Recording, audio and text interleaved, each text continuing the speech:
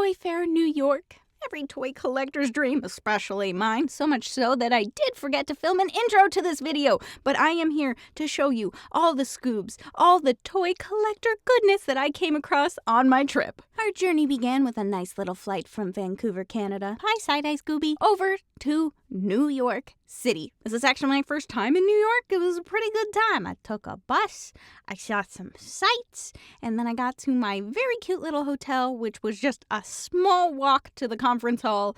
It was perfect. That is where we are headed. I couldn't pick up my badge yesterday because I got stuck in traffic from the airport, but we're here a little bit early, so let's hope we can get our badge and see the parade of mascots. Wait, tree reveal. Miraculous! Yes! Yes! Toy Fair New York is held in the Jarvis Center, and it's very glass. It looks very breakable. Do you think I'm in the right place? Do you think I found it? I see a grabber. This may or may not be several hours of me just like freaking out. I caught up. He's busy, he's working, it's fine.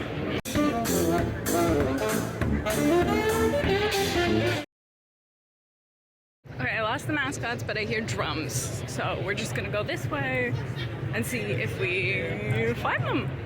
Oh, look at these stairs.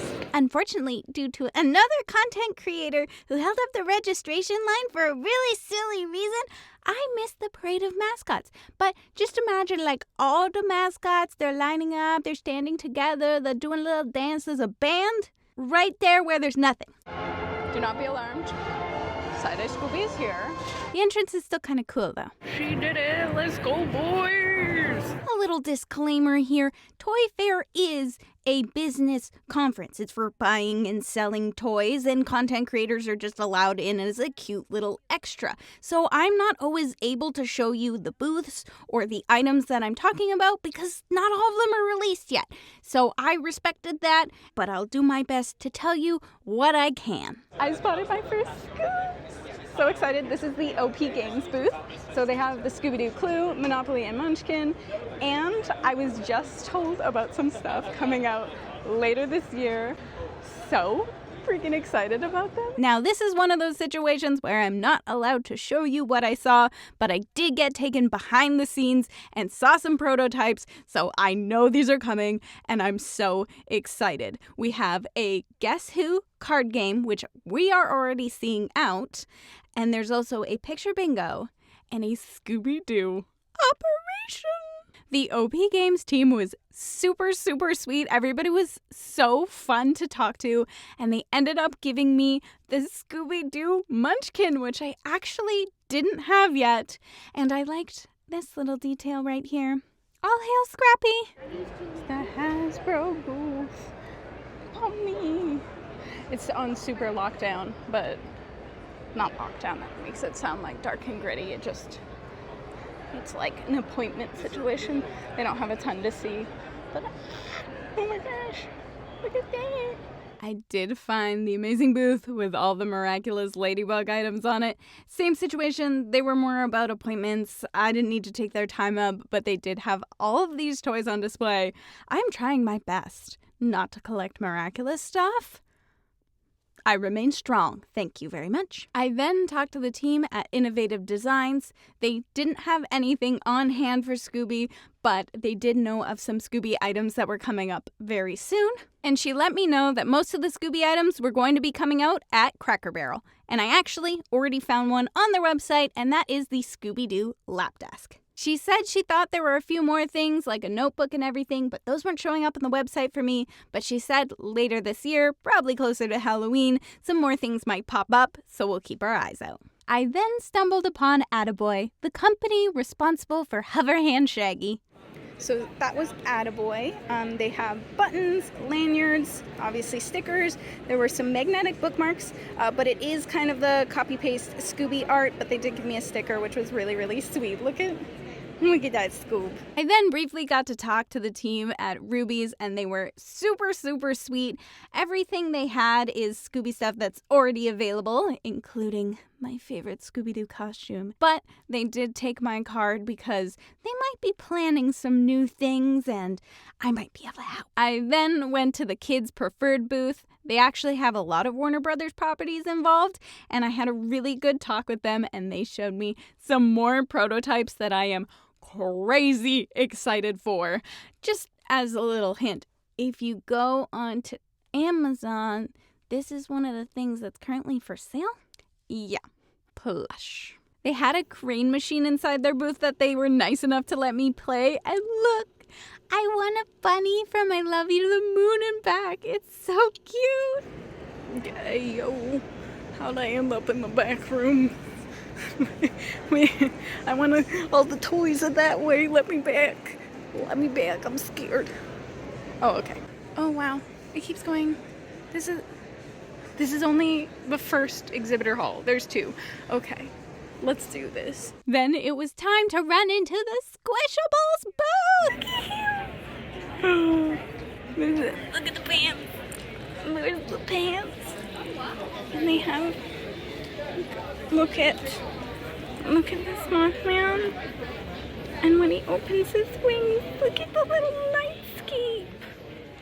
Oh my gosh. I absolutely love Squishables, especially their spooky, cute cryptids. They are my absolute favorite. I was like fangirling this entire time. If you've never hugged a Squishable, you need to hug a Squishable. Small, medium, large.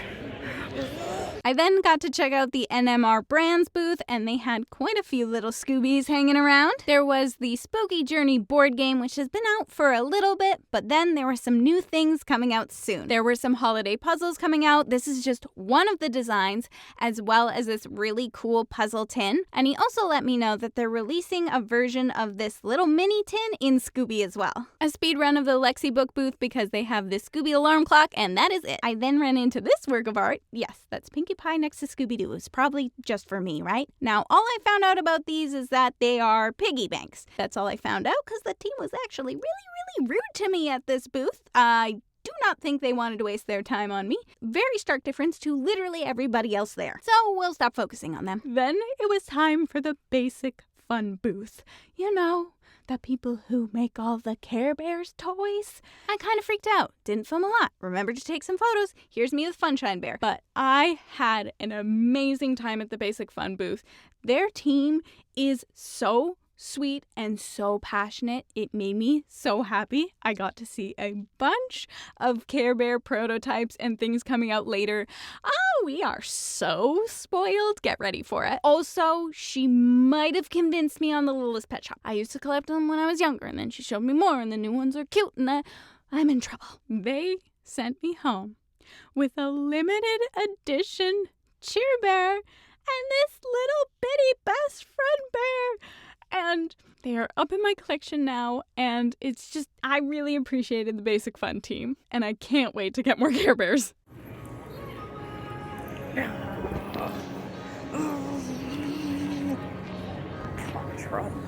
At this point, I decided it was a good time to go and check out everything outside before continuing downstairs to the other vendors hall. And there was some really cool stuff out here. A lot of it was Toy Association focused, which is who runs the toy fair every single year, and also releases the toy book, which is how I found out about Toy Fair. So there were some awards and some exhibits and just some cool things to see. Oh, now that's awesome. Also, shout out to the press center. Everybody there was really sweet, and they had coffee and snacks and charge stations, and you could sit and watch all the panels happening from a nice little couch. We're just gonna take a second to appreciate the Lego mini garden, where there are Lego flowers and Lego water and Lego fish in the Lego water. Also Lego if you want to make more Scooby Lego.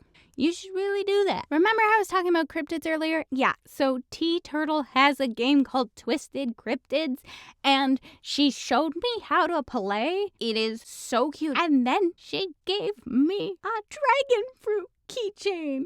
Look at how cute he is. You flip him and he's a dragon fruit. Now that I had thoroughly covered the upstairs, it was time to go and check out everything else. Round 2. Let's do this. This is the other giant exhibitor hall. Boo. At least I can skip this section. And I will. I then hopped on the kid robot train who has finally come over to the Scoob side. They had a few of their plush on display, but they have some new stuff coming, and we are in contact to find out more about that. Look who it is! I can't touch anything! I absolutely love Trick or Treat Studios. They make the coolest Scooby-Doo villain masks. The only problem is, me. I'm the problem. I'm allergic to latex, and most of the masks are latex, so I can't get them. But they do release a few in a material that is not latex, and I want more of them. So I had to go in and see if maybe they were gonna be bringing more of those out. They had no Scoobs to see, but they did give me a bag, and they said that they release a lot of vinyl masks that are very similar.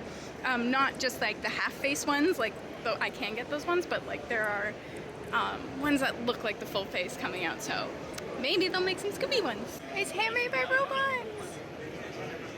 Red Dust and Shadow. Creeper.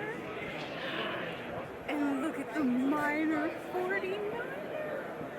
So cute. I did also track down a Vincent Van Gogh, Charlie the Funland Robot, and Vilma a little bit later in a display case. These guys aren't new, but they're cute. I also really appreciated this booth, which had a bunch of different things for displaying toys, including a rotating display and a lot of special-sized display cases and protectors. I then had an amazing talk at the Salesons Studios booth. They make a lot of the mystery pins or the singular enamel pins, which are so cute. He then showed me this Garfield collar because there's a Scooby version online. I made sure to get the website. Here you go.